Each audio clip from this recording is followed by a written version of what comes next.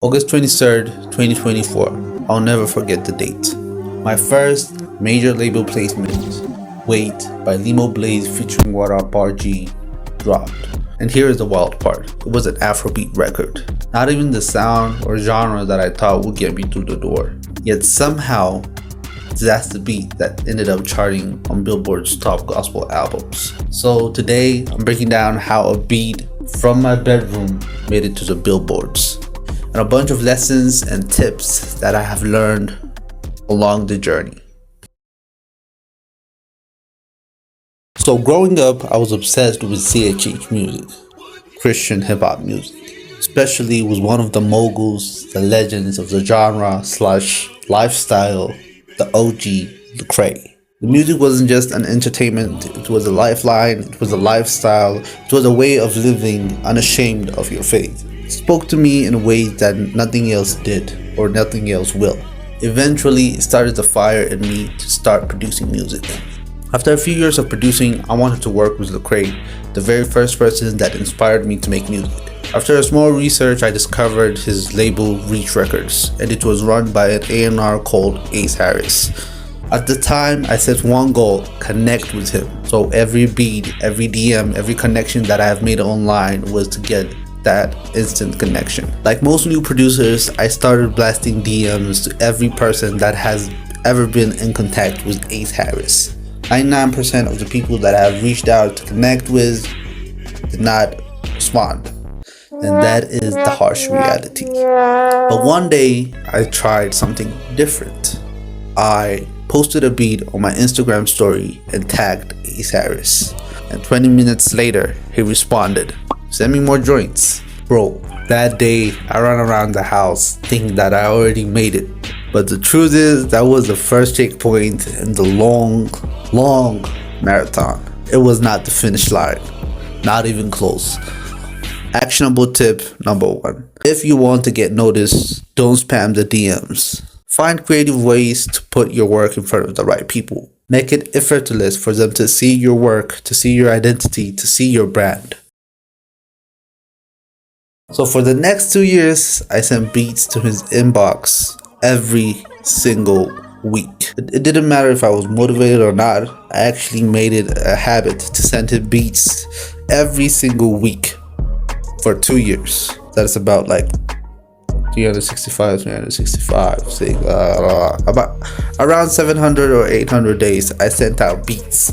And a lot of the times I wouldn't get a response from him. I was so determined and focused that I never stopped showing up and sending beats. Then one random Afrobeat idea that I tossed in the pack found its way to Limoblaze. Sometimes what you think isn't your best may be the opportunity that can matter the most. Damn, that was so good, bro. By July of 2025, I knew that I got one on the new Limoblaze album. And What Up RG, one of my favorite artists, was a feature on the song. I was losing it, bro. It was a crazy experience, to say the least. I'm not sure, but around 6 months later after it got released, it charted on Billboard top gospel albums. And it was such a surreal moment, and it was amazing to see that. Especially coming from a missionary family. I'm a pastor's kid, so that meant a lot to me. Being raised on gospel music, I definitely wanted to leave my footprint on the genre. Actionable tip number 2. This is a grind that no one talks about. Success in music isn't about luck. It's about consistent, focused effort applied over a long period of time. So people will think it's luck. It is actually a bunch of consistent work that you have put in over a period of time. So don't chase shortcuts or luck. Build habits daily that will put your work in front of the right people. So what lessons can I pass on to you as a music producer that has been grinding for the past 5 years? Lesson number 1. Placements don't come from one lucky shot. They come from a consistent, focused work. And when I mean consistent, it takes a lot of consistency to get placements, because a million people are going to be sending beats, samples, ideas for the person that you want to work with. Let's say you want to work with Drake. You gotta realize there are thousands of producers that want what you want. So it's gonna take definitely a much more consistent work. You have to not only outwork those people, but be consistent and outage your competitors. Lesson number 2 is put your stuff, put your work, put your music where people can see it. Like I said, make it effortless for the right people to see your work, to see your brand, to see yourself, bro. So if you are like me, I am currently in Ethiopia, Addis Ababa, which is 1,000 miles away from the main music spot, which is the United States of America. You would need to put a lot of your work online. So you would have to post content, you would have to send a lot of beats, you would have to grind loops, samples, type beats, everything that can put your work out there and in front of the right people. So you can get creative with it, but the main point is put your work out there. Not only your work, but these days you would have to put yourself out there too, because there are millions of beat files on the internet online. I could go online right now and find thousands of beats for my album if I was the artist. So what I would advise is not only putting your work out there, but also yourself, your character, your brand, who you are, what your story is, because without it, it's just going to be a file. So definitely put your work and yourself out there. Lesson number 3, build genuine connections. When I mean genuine, don't be a spammer. Don't be like a marketing individual who's doing music. Be a person, be a human being, bro. I cannot scream this enough. Be a human first. Network like a human. Don't copy and paste your DMs. Build genuine connections.